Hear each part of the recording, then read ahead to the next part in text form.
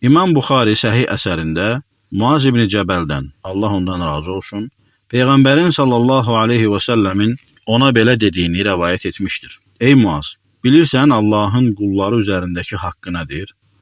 O dedi, Allah və onun rəsulu daha yaxşı bilir. O buyurdu, qulların ona ibadət edib, heç kəsi ona şərik qoşmamalarıdır. Bəs bilirsənmi qulların Allah üzərindəki haqqı nədir? O dedi, Allah və onun rəsulu daha yaxşı bilir. Peyğəmbər sallallahu aleyhi və səlləm buyurdu, ona heç nəyi şərik qoşmayan qullarına əzab verməməsidir. Cabir ibn Abdullah radiyallahu anhu rəvayət etmişdir ki, Peyğəmbər sallallahu aleyhi və səlləm demişdir. Kim Allaha şərik qoşmadığı halda ona qovuşarsa, cənnətə girər. Kim də Allaha şərik qoşduğu halda ona qovuşarsa, cəhənnəmə girər. Hədisi Müslim rəvayət etmişdir.